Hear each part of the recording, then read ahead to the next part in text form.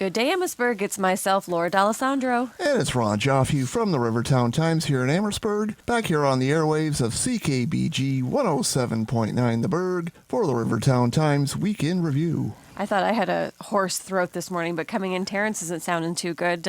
Mine was a bit more self-inflicted. I took my son Luca last night to Game 7 for the Windsor Spitfires, and unfortunately that was a season ender for the Spits. They fell in overtime to the Kitchener Rangers. They fought hard. It was a great game, but obviously didn't go the way that we wanted. And I said to Ron, it's great going out to the game. It sucks coming home. You forget how far it is to the WFCU. But it was a fun night, and congratulations. I know it didn't end the way they wanted it to, but a lot goes into those seasons for those players and the team and everybody behind them. So you did us proud, and we'll see you back in September, I guess. Yeah, best of luck next year, Spitz. So turning our attention to the paper, the Italian community of St. John the Baptist Church presented their annual Good Friday procession. I was asking you how long you think they've been doing this, and you said as long as you've been around. So 100 years. About that, yeah. Or reasonable facsimile thereof.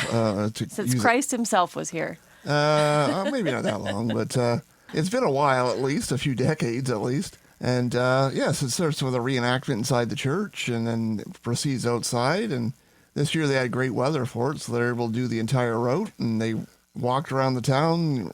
It started about 9 o'clock in terms of the reenactment, and about maybe 20 after 9:30, somewhere in there, they came outside and headed down Brock Street to Richmond, down Richmond to Ramsey, down Ramsey to Christ Church, and where they stopped at the Anglican Church for some prayers and some messages. And after they left there, they went around the block to St. Andrew's Presbyterian, and same thing there. We had some prayers, and we had a stop there. And once the walk started back up, headed down Simcoe Street to Brock, and Brock back to the church. Where the reenactment of the crucifixion of Jesus Christ took place on the front steps of St. John the Baptist. And then it went back inside for some, conclude the service and some blessings and that sort of thing. But it was a little over an hour.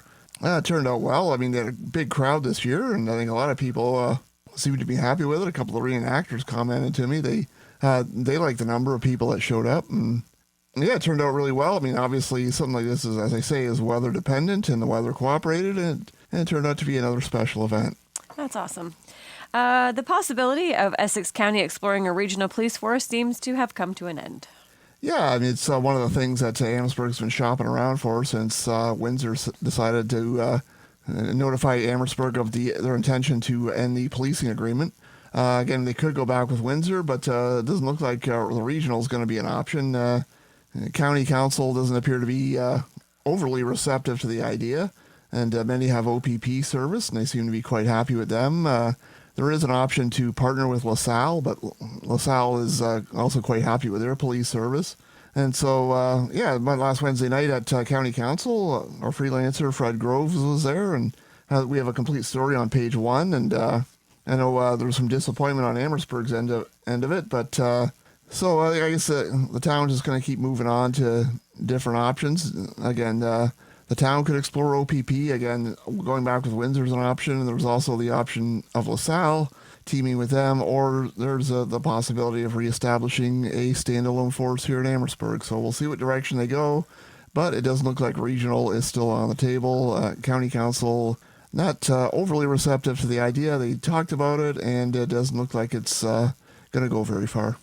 Well, we're making some progress. Maybe not the progress we wanted, but at least it's an answer, right? So obviously more to come on that. After being discussed at a meeting of Amherstburg Town Council, it is confirmed a speed limit reduction will be coming to River Canard. Yeah, South Riverview Drive. They're looking at lowering the speed limits there to 40 kilometers an hour from County Road 8, right in front of St. Joseph Church, down all the way down to Beneteau Drive. And they're going to lower that to 40. Other areas are 50 in the area, so I think there's some will on the Amherstburg Council to possibly see them lowered. And they're establishing community safety zones in the area, at least on the town roads. There already was one on the county roadway right by St. Joseph's School, which is, of course, next door to the church. And they're going to keep doing that, pursuing that community safety zones. I know up the third concession in the 50-kilometer-an-hour zone. Make that a community safety zone to try to keep speeds down and keep pedestrians safe in that area of the community. And we made mention of that last week on the program. We got the full story in this week's issue of the Rivertown Times, so make sure you check it out. Council is also moving forward with a pair of tenders for park improvements. The two parks receiving the funding for updates are the Jack Purdy Park Trail and the Malden Center Park Playground. Yeah, there was some discussion around the table about both issues. They had actually quite thorough discussions. They're going ahead with the Jack Purdy Park Trail and the playground. It's a baseball-themed playground out at Malden Center Park. I know there were some concerns from Councillor Diane Pouget. She's mentioned about, she says a lot of people are worried about their income, worried about their future and their livelihoods. Of course, there's the issue of tariffs and how that's going to impact the economy. And she's saying, hey, this is more of a want than a need at this point, so she voted against it.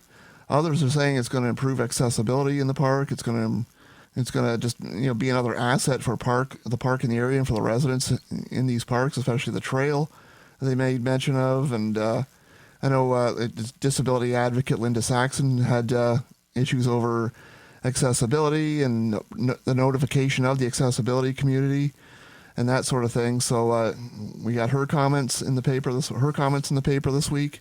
And so make sure you check it out. We got quite a lengthy story on both parks issues, and check it out as part of this week's issue of the RTT. As we reported on last week about a possible disc golf course coming to Holiday Beach, the Holiday Beach Migration Observatory, HBMO, has chimed in with their opinion.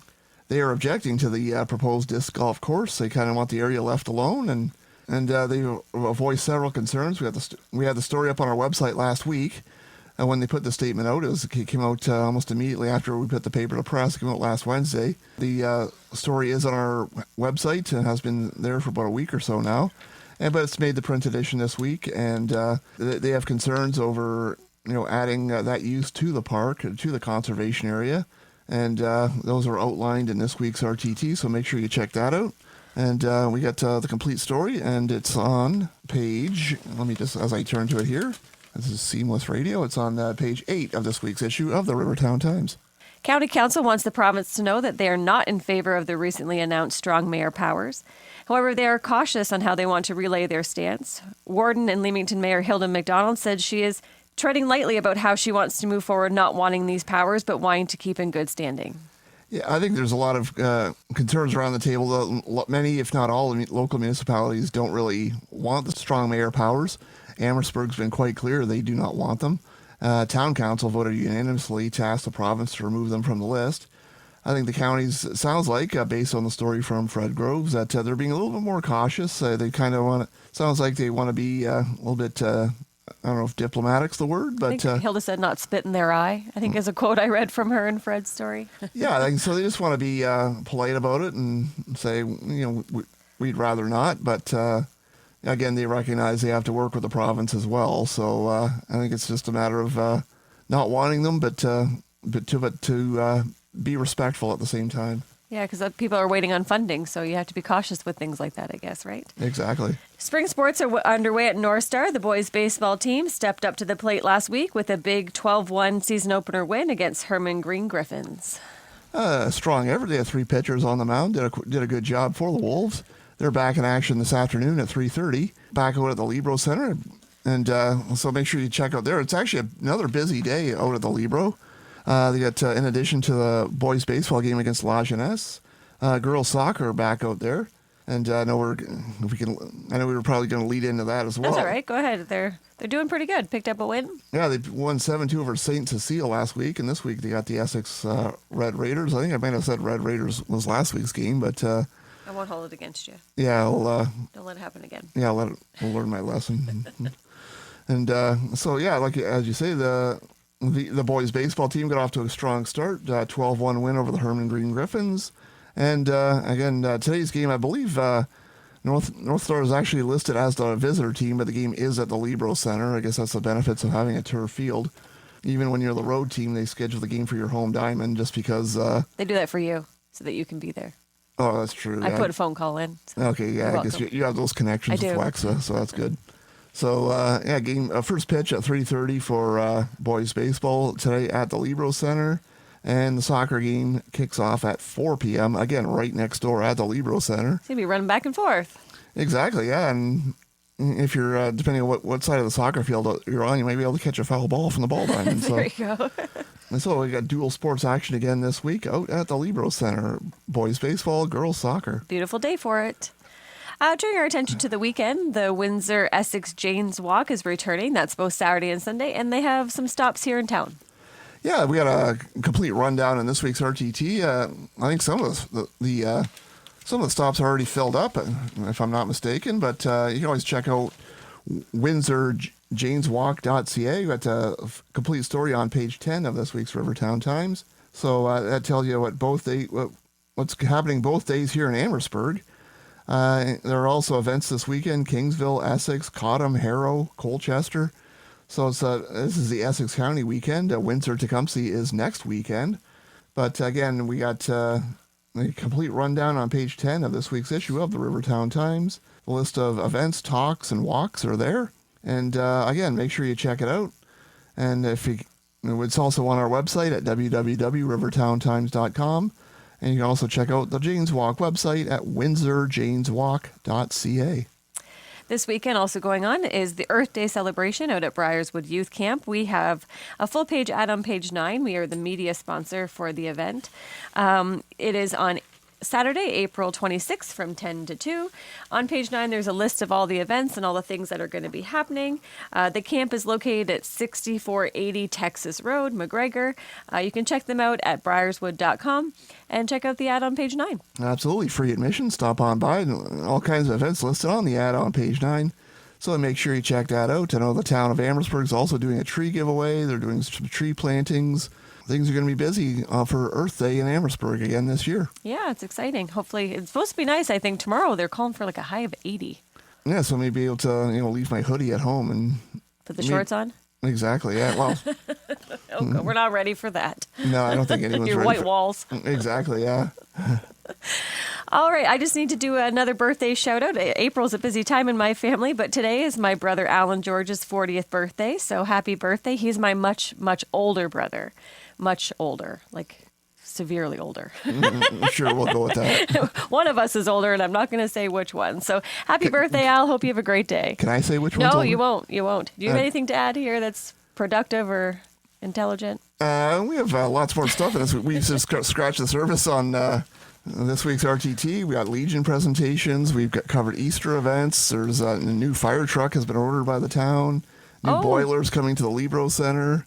Election news. And yeah, obviously. Fred covered that. We have a coverage of an election debate last week in Essex.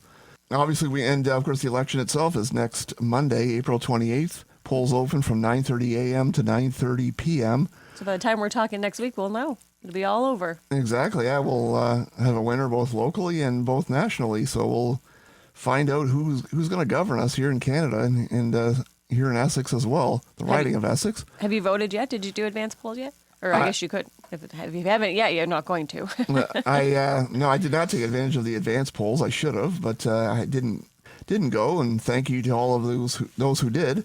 I will be heading to the polls on election day itself on Monday. Dominic and I went to ACS, and it was pretty busy. It was steady after dinner on Monday night, so it was good to see. Yeah, I should. I thought about going this year to the advance polls. I like getting into the election spirit and doing it right on election day. Oh, that's a good idea. But at any rate, please get out and vote. Exercise your democratic right. Thank you to all of those who did. It sounds like, again, the crowds were strong at the advance polls.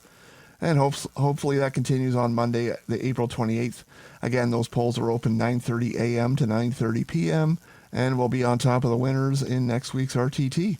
And if you happen to see our co-op student, Noah Paquette, on Monday, congratulate him because he's going to be a first-time voter. Right, Noah? Yep. We're going to get him a T-shirt and a pin. We're going to do it up. You heard it here. You can't go back. Once it's on the radio, you got to vote. He said, yep. So I don't know if the mics picked that up, but we heard it here in the studio. Noah, it will be a first-time voter. Excellent. Maybe he can give us a special report next week what it was like to vote for the first time. You'll never forget. All right, Amherstburg, enjoy the sunshine and have a great day. Have a great day. Have a great week. Thank you to Ken and Louise, our drivers, for getting the papers out there. And we'll be back next week, 12 noon, and the replay at 4:30 p.m.